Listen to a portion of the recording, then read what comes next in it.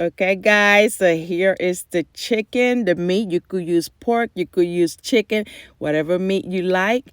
Here I have chicken breast and a little bit of the thigh and also a little bit of the backbones so we could create a beautiful broth, okay? And I cut it in little bite size. So here I'm adding 1 envelope of sazon, 1 envelope of chicken bouillon. And again, guys, you could use whichever sazon and bouillon you prefer. I have some garlic powder. And basically, I'm covering the top with the ingredients who don't have no salt, some onion powder, ground cumin,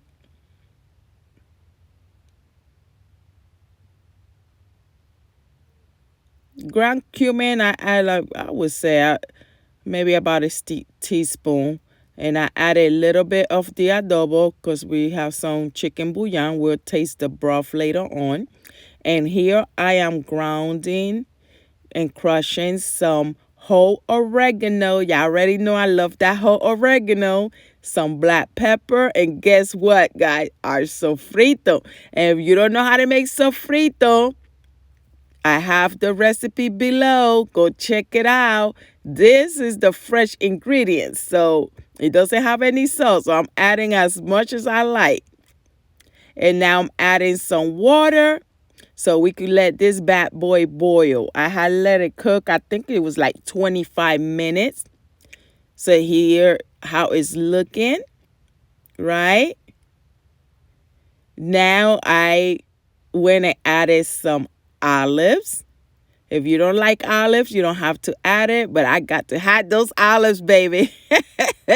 And I also added 2 cans of tomato sauce, okay? And the reason why I add 2 cans, because we're going to be using that broth for our masa, all right? So you want to make sure your broth has a lot of flavor, baby.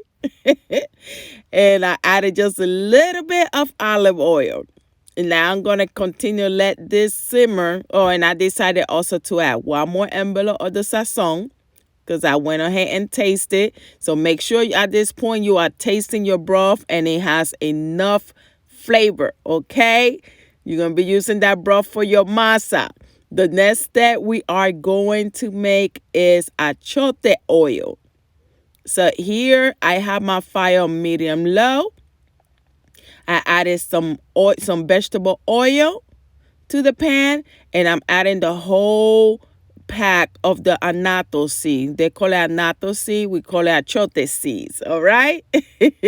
And we are going to let that simmer on medium low. Meanwhile, I'm checking, as you can see, my meat, all right? And guys, make sure you short the oil. You give it some love. Don't try to cook it on high. No, no, no. That's not how you do it. You burn it. It's not going to have the same flavor and the same effect. All right? So give it love so it could give you love back. The oil gives color and it also gives like a smoky taste to your food. So as you could see, the color is getting deeper and deeper and deeper. And that's what you want. You see that? Always have like a little plate nearby so you could put that spoon right on it so you don't stain nothing in your house. And this is done. Right here, done. You see the bubbles? That is done. You turn it off, you let it cool off, and then you're going to drain it off. So here I have some green bananas. I have pumpkin. I have what we call jautilla. Some people here in Texas call it malanga. In Puerto Rico, we call these jautilla, and they call it also ito. I have baked potato, and I also have a plantain. All right. So here how you start peeling your jautilla. All right. So for those of you who never have seen a jautilla before, it's a root vegetable. It's really good. They sell 2 types of jautilla, okay? The one that is the purple one. Here in Texas, I have not been able to find that purple one yet. But if you're able to find the purple one that is like a lila inside of it, get that one. That one is the most tasty one. I only was able to find the white one, okay? But if you able to get that purple one, baby, get that one, okay?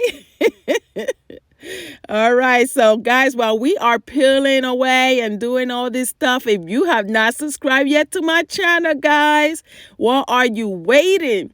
Go ahead and hit that subscribe button, that like button for me, okay? And also, guys, do not forget that bell icon next to the subscribe button that's going to let you know every time I upload a new video. So you could get what, guys? That front seat. Yes, that front seat, okay? I got many wonderful international recipes coming your way. So here I am cutting the ends of the green bananas. As you can see, I'm making a slit on the skin in the middle. And in this bowl, I am putting salt and warm water, very warm water. And that warm water is going to help for the skin to come apart more easy when you're peeling it. And I let it sit there. I think it was like a good 10-15 minutes before I started peeling away. All right. And the salt that you add to the water, what that does is help so your hands don't get stained with the little stain that the banana skin throws. All right. As you can see, look at that. I just, with the tip of the knife, I just separate the edge. And because it was sitting in that warm water, I was able to put that skin off with no problems. All right, guys.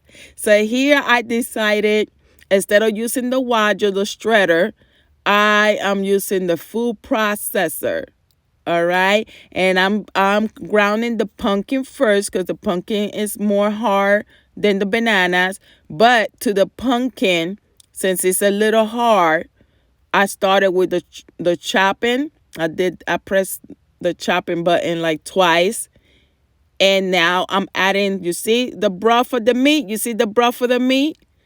And make sure your broth is warm, not hot, when you add into it. There, I spilled it a little bit. And you add a little bit, and you ground it. And I'm telling you, my mom is the one that told me use the food processor. This is the first time I ever used a food processor to ground my masa for pasteles. So I said, oh, okay, well, I'm going to give it a try. And, you know, they came out pretty good. They came out pretty decent. All right. But if you like me, old-fashioned, and you still want to grab that wadger, that shredder, and do it by hand, by all means. All right. But if you have a food processor, go ahead and give it a try. And then you decide for yourself which one you like best. Right. I'm just bringing you different options to make your life a little easier. All right. So here, as you can see, now I'm combining together the banana with the yautía and also the plantain. I'm going to put the amount of stuff that, the amount of bananas and all that below that I use. I made a total, I think it was 4 dozens and like 3 more pasteles, something like that. People were waiting for those pasteles. I just started calling folks and be like, okay, I got some pasteles over here. But they came out really good, guys. Really, really, really, really good. All right. So you just keep this process and, you know, ground it. Make sure that everything is ground and you don't got little big pieces. As you could see, I was doing, making sure those little big pieces wasn't there anymore. And then I ground it for about another second or so. See, it should look like that. And then I'm just adding everything to the bowl. After I ground everything, as you can see here, now I'm going to go ahead and stir them together. Remember, the only vegetable that has the broth right now is the pumpkin, because the pumpkin is a little harder to ground without anything in it. All right. So, but right now I am just mixing it together, making sure that all the veggies are together. So the first thing I'm going to start adding is that broth from our meat. Again, you could use pork meat. A lot of people love the patele with the pork. Listen, the ingredients are the same. And instead of a chicken bouillon, usually you use the ham bouillon, or you could use both. All right. And I am going to continue little by little, add the broth to the masa. As you can see, nothing but flavor there, boy. Nothing but flavor there. I get so excited when I make my pasteles. It's just a joyful, joyful time. Takes me back to childhood. You know, you have your grandma, your mom helping you stretch those green bananas and all of that. You can see. And one advice, guys, after you finish your making your masa, here I'm adding some of the achote oil, a little bit at a time. So here I cover basically almost the top of it, and I'm going to stir it, and I'm going to see if it needs a little bit more. All right? As you could see. But anyway, what I was saying, one of the advice, when you finish with your masa and everything, and you start wrapping your pastele, this is one thing my mom always did, because, you know, you taste your masa and everything. So then you go ahead and you wrap 1 or 2 pasteles, cook them, okay? And after they cook, you eat those pasteles, you taste it. And if you satisfy how your masa tastes and the texture and everything, then you go ahead and you wrap the rest of your pasteles. But if you feel your masa needs a little bit more seasoning, you go ahead and add some more seasoning to your masa. If you feel your meat need a little bit more seasoning, you go ahead and add a little bit more seasoning. Whatever part you feel that it needs a little bit more, you are welcome to do that. Okay? Because like I said, I'm going to put the amount of the green bananas and all that I use, but sometimes some bananas are bigger than other, so you can't really go by that all the time. So as you could see, I added some salt to some water, because that's where we're going to boil the pasteles. So here I got me the Goya frozen banana leaves. I washed them and I cut them in little squares almost to the side of my palm. I have the pasteles yarn, the pastele paper, which this paper, they usually sell it in the Spanish supermarket by the pound. And this is how your masa should look. You see how nice and loose it is? Look at how pretty that masa is. And I'm going to add some chickpeas.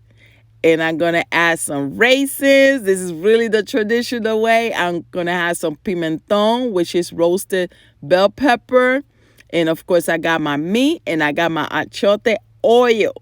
All right? And, again, guys, if you don't want raisins in yours, you don't have to put raisins. If you don't, whatever ingredients in this dish you don't like to add to it, you know, as far as filling, you don't have to. Okay?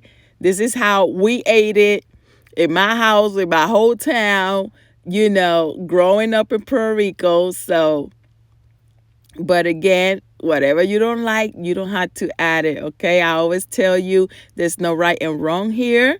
We're just sharing what we all know, right? And if somebody else, if their parents put something else, like my mom used to say, you know, pasteles are like a gift that you eat, you know.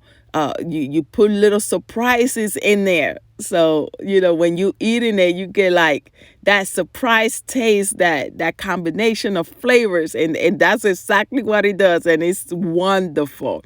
But if you know, your family put some other ingredients in there, please let me know. I would love to hear it, okay? I would love to hear it. I love to hear other people's experiences as well. As you can see, I do my best to reply to all my comments, all right? So I would love to hear from you.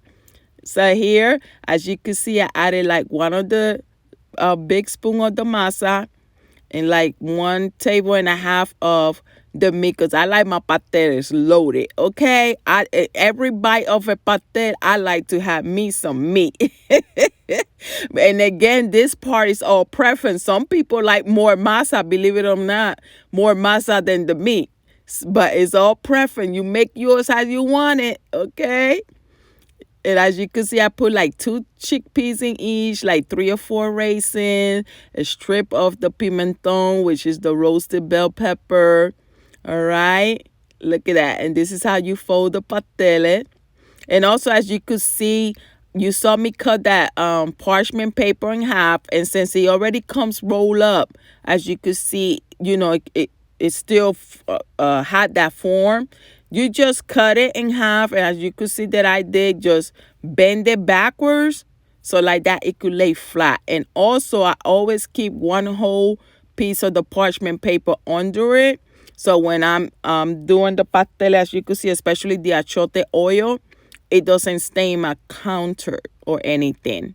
All right, it just stays on that parchment paper, and your whole mess, you could throw it away afterward. Okay. But as you can see, especially when you have younger kids helping you or whatever, honey, you know they're going to make some mess. So make sure you cover that table or counter, whatever, with some parchment paper to make sure you keep your stuff safe. All right, guys? So as you can see, I'm doing the same thing here. Now I'm folding it in half, and the achote oil, like I said, you put it on that banana leaf so it doesn't, your pasteles doesn't stick when it cook to it. And also the achote oil gives color and flavor, okay? Smoky flavor on your pasteles. I'm telling you, and that banana leaves, it gives such a distinct flavor to pasteles. I've seen some people make it without the banana leaf, and I had tasted, guys. It's not the same. I mean, you still get some taste of the masa, whatever, but the purpose of the banana leaf is for the flavor. And for those of you who are new to this dish, you do not eat the banana leaf, okay? You do not eat the banana leaf. The banana leaves is for the flavor only, okay, guys? And that's only for the people that, and also, you also knew at it, because my mom had, one time she had sold some pasteles to this guy. He was from another country. I don't know I don't know if he was Peru or whatever. I don't know. But, and he was excited because, he had heard about the Puerto Rican pasteles, She's like, sure, I'll make you. And the next day she asked him how it was, and he said it was good, but it was soupy. And she was like, it was soupy, and he's like, yeah. And she's like, how did you cook it? And because she thought, she assumed that he knew that you just put in the boiling water with salt like that, wrapped up. So she didn't tell him that part. Anyway, the man went home, unwrapped the uncooked pasteles, and put the uncooked pastele on wrap in the water. So guess what? He made soup. But guys, this is my final product. It came out delicious. I hope you give this recipe a try, and I will see you in the next recipe. Have a wonderful day.